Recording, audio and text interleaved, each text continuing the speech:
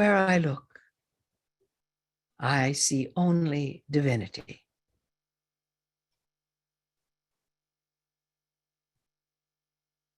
When you see the beautiful landscapes, that's easy to say, isn't it? Or perhaps when you witness a beautiful sunrise or sunset, or some configuration in the sky that's remarkably beautiful. It's easy then to say, oh, yes, I see divinity at work here. Now, there are others who can't. They'll try to explain everything in terms of natural phenomenon. But so what's natural phenomenon if it's not part of divinity?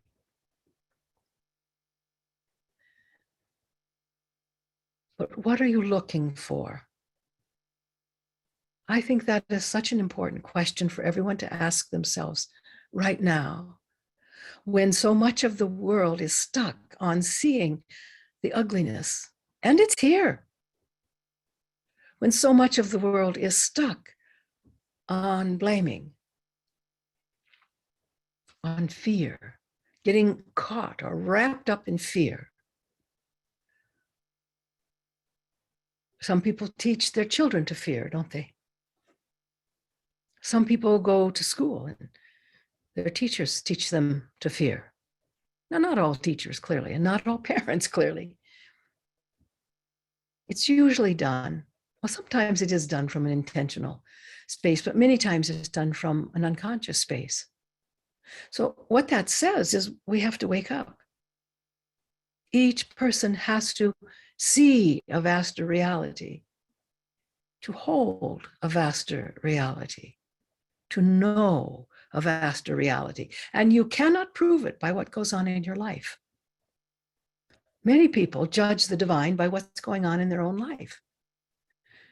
Whether they have physical afflictions to deal with, whether they have emotional afflictions to deal with, whether they have financial afflictions to deal with. They may do that by blaming it on the divine. And yet, you know, my dear friends, that is singularly unhelpful. It doesn't change anything. You only suffer more. And so it's important to pay attention to where your awareness goes. In my own spiritual training, we learn to just be aware without all that mental commentary. This is a good thing. This is a bad thing. This is whatever. Or, oh, I like that. I don't like that. You know, you get rid of all that and just be aware. To look out, perhaps across the landscape and see the divine. You don't have to make a story up about it. Just let it in. And for some people, actually, since COVID, and many people have stayed inside more, some people have had this experience of seeing something kind of mystical about the beauty of Earth. And that's wonderful. But as hopefully humanity turns a corner around this pandemic thing, you'll still be able to experience the divine. But you know, it's often this way, isn't it? It takes something really kind of horrific to bring people together. Sometimes people come together in natural disasters. You know, you can forget who's Republican and who's Democrat when houses are being flooded by a huge storm, and you help each other get to safety. Or when wildfires are raging and coming toward your property. If it's coming closer to your neighbor's property, you probably run to there and help them put water on it and it doesn't matter which political party they belong to, you see? Because there's a commonness experienced in the imminent threat that creates fright. This wildfire might burn our homes and our property, or it might burn something else. But the whole idea that you can come into a space of truly common relationship that isn't divided up by all these artificial barriers and boundaries that humans use. Ultimately, you have to say they're all part of the divine. Now, some people confuse divine for what their mind says is good.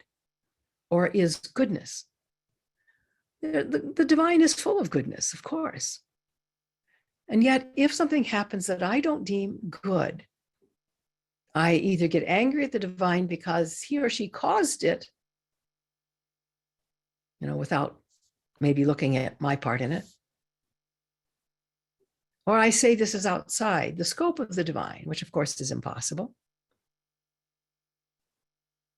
But I want all of you to think about, how do you reach out to the divine? And I want to encourage you to do it.